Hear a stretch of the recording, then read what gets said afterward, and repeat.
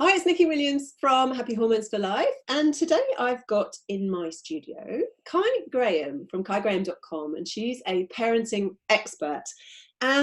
Welcome, Cai. Thanks so much for agreeing to have a chat with me, because I find this subject so interesting. I'm being a parent myself of two, one's teenager, one's just turned 20, so I've just kind of gone through that one.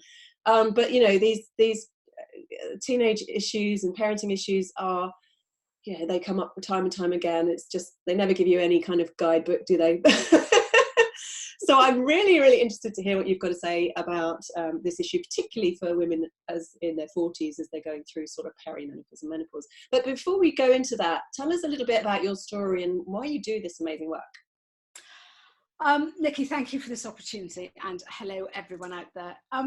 Let's sort of backtrack a bit. I think the thing, I seem to be a master of reinvention, and from my straight out of university, I went into IT, and I struggled, and maybe some people can relate with this. I struggled with imposter syndrome, and the worst thing was I didn't quite know that it was a thing at that age. So for the majority of my 20s, I was expecting someone to tap me on the shoulder and say, "Beat it, you're rubbish." So and that's sort of, even though I strive to be sort of really good at what I was doing, it was a cloud that sort of hung over, sort of me, I suppose. And at the first possible opportunity, I was trying to be a working mum. I sort of had kids in my 30s, and I was trying to be a working mum and a fantastic businessman and woman and what everyone does and used to do in the 80s. And I felt that everything was just sort of falling. I was falling between two stools. So I became a stay-at-home mum, which I did throughout the rest of my 30s, and loved it. And so got to my 40s and thought, you know what, there's more to life than the school run. So decided to reinvent myself. And I think the thing is sort of, when we get to that sort of age, there's quite a lot going on physically. There's quite a lot going on mentally. And I had sort of reached that crossroads of who the heck am I and what am I doing, and am I doing it well or whatever. Still a bit of imposter syndrome. I became a portrait and wedding photographer, which was fine, and it served its purpose. Its purpose, I didn't realize, was actually filling a gap for when my kids were going to leave. And no sooner did they fly the nest that I lost all interest in this business, because actually it had served its purpose. So I was sort of sitting there then thinking, no, I'm an intelligent woman. I'm an empty nester. What on earth am I going to do? So I became a life coach. And I was finding that there were lots of other life coaches out there. And I was helping women who might have had, a lot of what I could empathize with, because I had been through the crossroads, I had been through the imposter syndrome, I had been through the returning to work. But there were other sort of mums or women who were going through messy divorces, who were recovering from cancer, all this. And it was myriad of, different sort of case studies. And the one factor that sort of kept on coming through was, I know I need help, but could you help my kids out? And the reason why I feel that they gravitated towards me with that was I was also doing a lot of work with Childline. So I was at the coalface with the kids, and anything from the age of 5 to 19, phoning up with some really serious problems, many trivial, or they were important in their eyes, but how do I feed my sort of pet snake was one of them. But reaching and speaking to children and young people and hearing about what their issues were. And so that was translating into my work with the women. And so I suddenly realized, actually, I need to help parents, and specifically parents of teenagers. We get lots of help about when our babies are born, and do you put them in a Moses basket? Do you breastfeed? What's the contents of this nappy or whatever it is? And fine also when they reach the sort of the toddler taming ages, because they are more malleable and you can sit them on the naughty step and tell them that you're boss. But suddenly when our kids grow up, the problems get really meaty. And so what I have found is that parents are reluctant to blow the lid on that. A, because many feel guilty doing that. I should know what I'm doing by now. I've been a parent long enough, to the guilt of, why is my child struggling and I must be rubbish at this and I don't know what the heck I'm doing. To, if I tell people that my child is being bad or doing whatever, then I think it's the worry that we are washing their dirty laundry in public. So there was a bit of a closed shop about sort of the teenage years, and I want to lift the lid on this. I want to help parents to go, do you know what? You said earlier, Nikki, you know, no one gave us a manual how to do this. You're quite right. No one taught us at school how to communicate with people, let alone our kids. No one taught us about self-esteem and confidence and anxiety. We were taught about Hadrian's Wall, for goodness sake. And I mean, you know, that does, and calculus. I tell you, I did double maths at A-level and I still can't do my times tables. So no one taught us how to do all this. So I wrote a book. And it's called the Teen Toolbox. And what it is designed to do, and I feel really strongly about this because I feel that parents, we are sort of suffering from imposter syndrome in our own lives, really. You know, why am I not good at this? Why haven't I grasped this? Why don't I know what I should be doing? So this is a book that is designed to help parents. The Strapline is equipping parents and teenagers with the tools for navigating adolescence. And I think parents, and especially parents of teenagers, and especially perimenopausal and menopausal parents of teenagers, we need to give ourselves a break. And we need to understand that actually we're doing pretty well. You know, we're doing well. We're doing the very best that we can. And if we just need a little bit of guidance, and if we just need, you know, if you need a mechanic, you go and find a mechanic. And sometimes we are reluctant to look for support in other areas. And I just really want to say, that's all right. Just, you know, come to the table and come and have a chat, because we are trying to build the next generation. So no pressure. We need to get it right. So yeah. And there's so much guilt, isn't there? I mean, I think that's one of the biggest things we women put up with, this sense of guilt that we're never really good at anything. You know, we go to work, and if we've got kids and, you know, we can't give it 100% there, we can't give our kids 100%, and there's just this lot of guilt flowing around. So I think, you know, that's one of the big things. If you can alleviate that by just sharing and talking about stuff and getting some extra tips and knowing that you're not alone, I think that's a huge thing, isn't it? Because it's really not that well talked about. I mean, I know you talk about it, and you're an expert in this, but I don't see many other people talking about it. I mean, I liken it to sort of what cancer was sort of 15 years ago, and what sort of mental health was about sort of, you know, 5 years ago. It's, we all sort of talk about it in hushed whispers, and it's, you know, and you might just share something with your best buddy and just sort of say, listen, I don't know what I'm doing here. But it's only when actually we make ourselves vulnerable that's when we start getting the strength, I think. And it's, this is so important, because we are meant to be leading our kids, and if we don't know where the heck we're going or what the heck we're doing, how on earth are they supposed to know it? And so I think, I mean, I'm a firm believer, happy parent, happy child.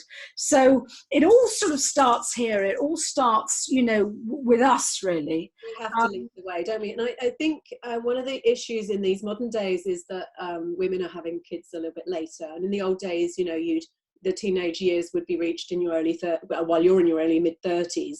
And, you know, that, you know, you're much more resilient then, you're much more able to deal with the problems that come with that. But as you have children older, you're pushing into those perimenopausal 40s, mid-40s, early 50s sometimes, where kids are coming into their puberty, and there can be a huge clash, as you're then less resilient, less patient, less tolerant, more grumpy, more dealing with your own stuff, that it's very hard then for that to, you know, for you to deal with your kids' behaviour as well. So what are the sort of, I think, you know, this basically saying that this issue is getting worse as such as we get older, because of that the fact that women are having kids a bit later. So, I mean, what issues do you see what are the main issues you get when you're working with clients or when you're seeing people in this situation?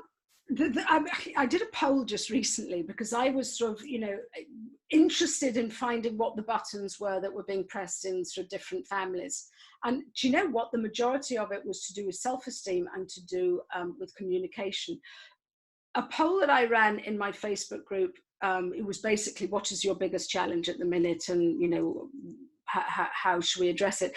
The top two issues that were worrying parents were anxiety and confidence. Not screen time, not bullying, it was anxiety and confidence. And not just, in fairness, a lot of parents were sort of saying, my child is this and my child is that. But when we started picking it, it was a sort of, yeah, I feel it too. Yeah, actually, I have anxiety moments and I'm 45 or I'm, whatever. And so it was it was the parents that were also struggling with some of these issues. So it's a matter of trying to sort of work out, as I sort of said, how we as parents, I believe that we have to be the role model that our kids need us to be. Kids learn by observation. It doesn't matter if they're sort of 2, 12 or 22. They learn by observation. And so when, I do remember sort of when I was sort of changing jobs and it was absolutely chaotic and I just felt rubbish about myself. When my daughter was peering over my shoulder, she was going, oh my gosh, look, this is so cool. And she was actually seeing her mum reinvent herself, even though I was saying, I'm rubbish and it's pizza for tea again. And she was just saying, she was seeing someone giving herself permission to blossom, even though maybe, sort of that they were not being sort of, they weren't getting the good housekeeping recipes that I really thought I ought to be giving them. So I think we have to start being kind to ourselves, and by practicing self-care. I mean, I do remember when my kids were little, and they were about 5 and sort of 3 and 5, and they were both in the bath together, and I just went, I'm so sorry, I've been really grumpy today. And I didn't realize it, but I was perimenopausal here, and no one told me. It was only when I sort of actually was going through the menopause and I went, oh my gosh, that's what was going on. And so I actually sort of very early on realized that if you actually tell your kids what's going on in your own head, then they sort of get it. And I go, I've just been so grumpy. That's all right, mummy, don't worry, And it was sort of, I think what we need to do is, rather than yes, we need to be the leader of our family, but I think we need to treat our family as a unit, and we're all in it together. And so once the kids sort of realize that actually everyone has got each other's back, that's when the magic starts happening, because you're not nagging at, oh, well, right, okay, actually mum does, she's quite right, my maths homework really does have to be in today. And it's not because we're nagging, it's because we know the importance of achieving sort of the right stuff. So I think it's down to self-confidence, self-esteem and communication. Yeah. So what, I mean, you're dealing with this stuff all the time. So what are the things that you find to be most effective in terms of your solutions, if you like? Okay, I've got 2 takeaways, which 2 very quick exercises that you guys are like. But what I would just say is my caveat here is, as individuals, even if you have stroppy teenagers in the house, even if you are slightly menopausal and having hot flushes, achy limbs, brain fog, not sleeping, been there, done that, as every individual needs to be loved, understood, and respected. And if we give that to our kids, then we are able to demand it off ourselves. So that's important to say, well, okay, yeah, I will look after you, but come on, guys, let's just, let's give a little here. So that's quite important. But one thing, I have a formula which is called E plus R equals O. What does that mean, Cai Graham? E plus R equals O is basically, we need to take responsibility of how we feel. So it's none of this, oh God, I can't stand it when they run in from school and they throw their bags on the floor and their shoes all over the place and run upstairs and just hide in their room and they won't speak to me and I just can't stand it. It drives me mad. Yeah, well, okay. How's that working out for you? It's not actually your child's behavior that is driving you mad, unless, of course, you let it happen. So E is the event. E could be the event, which is them running in and going straight on their screens and not talking to you. That event could also be a boss looking for a deadline. That event could be, I've got no sleep last night because I'm now feeling stressed. That event could be anything. That's what life throws us. Life throws us curveballs every day, and not even curveballs. Life is life. So the event is really quite important, but it's not going to change. E plus R is your response to that event. So how you respond to it is really quite important, because that will create the O, which is the outcome. So if someone cuts you up in traffic, I mean, I tend to hit my hand on the horn, and that really doesn't help anyone, does it? But if you just sort of pull back and go, okay, they might be going to a doctor's meeting, they might just have got bad news, they might just be late, we've all done it. It's just treating things with a bit more compassion. Or you pick up the kids from school and you just go, I hear you've had a bad day. Do you want to talk about it? And or even a 2 or 3-year-old. I mean, someone told me this the other day. It was gold. Is when kids are screaming and have a horrid time, you just say, how long do you think it'll take until you sort of just calm down a bit? And usually 2 minutes. And, it's just giving someone space, giving someone the respect, the love, the understanding that, okay, they've got shit going on as well. Not just you, we all have. So your response to something is vital. It really determines how that outcome is going to happen. And, it could be, well, you could be sort of strapped for time, and, the kids are, I don't know, one needs to go to band practice or whatever it is, and you've only got half an hour. Whenever that happened and I was needing to feed my kids, I went, right, okay, picnic time. Did it make me a bad mother? No, not really. I mean, actually, they probably, when there was a towel on the floor and everyone just helped themselves to everything, they probably ate healthier than any other time. But it's just understanding that we are allowed to just take our foot off the pedal sometimes and just roll with how it goes. But E plus R equals O really, really helps, because it means we're not like this the whole time. It means that you actually dictate how you respond to slamming doors, to eye rolling, to you never understand, to I think 11 o'clock's far too early, or whatever it is. Do you know what I mean? Yeah. So it's just understanding other people's points of view. And yeah. I know as well that you are on the same page as me in terms of self-care, because that is incredibly important, isn't it? To enable you to be able to respond like that. Yeah, and the thing is, I used to think that self-care was lavender baths and having your nails done, or whatever, going for a jog or doing your yoga. That is part of self-care. That's a lot to do with it, because it's giving yourself time out. But what is vital is self-care here. It's being kind to yourself. It's not beating yourself up when things don't go according to plan or how the textbook says it should be. Self-care is looking after yourself, and it is recognizing that, for argument's sake, you might be suffering from imposter syndrome. It's recognizing that, okay, I've had very little sleep. It's understanding that you are not Wonder Woman or Superman, or, delete where applicable. That we all, I think what I do say is we have to embrace the messiness of you, and just understanding that self-care comes in all shapes and sizes. And for some people, it could be sitting on the sofa with a cup of whatever, reading a book. But for other people, it could be removing comparisonitis. It could be removing perfectionism. It could be not actually having to, chauffeur everyone around. Whatever it is for you, whatever is stretching you in slightly the wrong way, self-care is going, do you know what?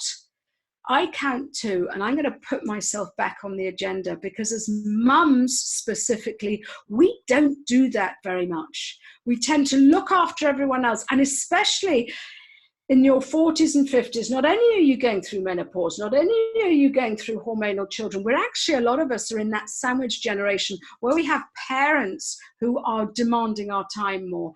And so where do we fit in here? And I know, you probably had the oxygen mask, but they tell us, in that safety briefing, if indeed the plane lands on water or the oxygen mask, put it on yourself first, because that's a reason. It's so that you can look after everyone else. But afterwards, if you're flaked in a corner and you're feeling rubbish, you're no use to anyone. And in fact, you're worse, aren't you? Because you then got, that's another burden for them to have to deal with. Yes. And actually, you're not only not helping, you're just adding to all the stress of everyone else. So yeah, I get that, and I preach the same thing too. So but like we mentioned before, we were chatting before, we're all work in progress, aren't we? We're certainly not the perfect models of this, because we're in that generation, aren't we? So we've got the same stresses as everyone else. So totally. And I think we need to understand that. I mean, I went on my first retreat this last Easter, and I suddenly realized that actually this should be part of my self-care regime. And also, going back a level before that, I suddenly realized when I met you that that it was just, so what do you do? Oh yeah, that's really interesting. No, I'm not really suffering from hormonal problems. I'm fine. Until I allowed myself the opportunity to, right, Cai, take your blinkers off and let's talk about this. And when I started listening, you go, oh yeah, I've got that. Oh yeah, I've got that too. Is that not, oh my gosh. And I suddenly realized, seriously, all these symptoms, and I suddenly realized, actually, I actually don't have to feel like this. I thought that that's just normal and what we all, and yet, I mean, other issues, I said, oh no, thank God I don't have that. But it was only when I was allowed to take my foot off the pedal and I wasn't Wonder Woman, and acknowledging that I didn't have to put up with how I felt, which the majority of the time was all right. But now I'm feeling so much better because I've actually given myself the time to address these issues. So. And I think that's what happens to a lot of women. They kind of, and it's very gradual as well. So you end up, with these gradually worsening symptoms that you just get used to through, and eventually you kind of forget what it was like to feel good. Yes. And it doesn't ever feel accessible to you for some reason. So yeah, because we are last on the list usually. Yeah. And who cares if your mum's a bit tired or moody or whatever? It's just kind of, you've got to do this for ourselves. I think the thing is also, we just blame it on that stage in life that it's having young kids. Yeah. But it's more than that. And I think we need to understand that it is hormones, from young kids or teens that drive us all batty sometimes. I'm sure we do the same to them. But it's actually us, and it is menopause. And I wish more people were talking about it, because I remember when I went to see my doctor and I was saying, this is how I feel. And he gave me a prescription and I said, well, what's that? And he said, oh, it's something called fluoxetine. I said, I don't know what that is. What is it? And he went, it was a bit like Prozac. I said, why are you giving me that? And he went, well, you're under stress. And I went, well, now I know what it is. Thank you. And I disappeared and I didn't take I didn't cash the prescription in. I think actually he sort of said, oh, well, I know what it's like because my wife feels like you. And I thought, right. And actually I was perimenopausal.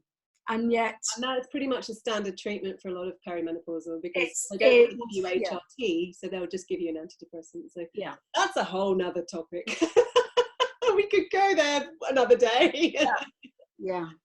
So thank you so much, Cai. Where can people find out more about you? Well, I'm smothered all over Facebook and Instagram. It's any of the usual whatever's / Cai Graham. So I'm on Facebook. I have a Facebook group. I've got a YouTube channel. I'm on Instagram. And it would be lovely for people to sort of come and get to know me and to sort of... Actually, what I do have, one thing that I was going to mention is... if you go onto my website, caigraham.com, there's a great exercise there, which is 3 questions to ask your uncommunicative teen. So sign up for that, because I know we're pushed for time here, but that is gold, and it really helps parents just realize, it's that what do you do when your child just I'm fine, and there's something there, but you can't quite dig. And teenagers, by their very makeup, are trying to break free from us. That's how they're programmed biologically, so it's normal. But as us parents, we try really, really hard to find out, to make sure they're okay. Well, this is a way of, this is a great exercise, so you can go and find it on my website. I will put the link underneath. So thank you. And it's Cais, Cai Graham. Cai Graham, yes, graham.com. Brilliant. Thank you so much. It's been really, really lovely to talk to you, and we'll catch up soon, I'm sure. Take care. Thank you so much.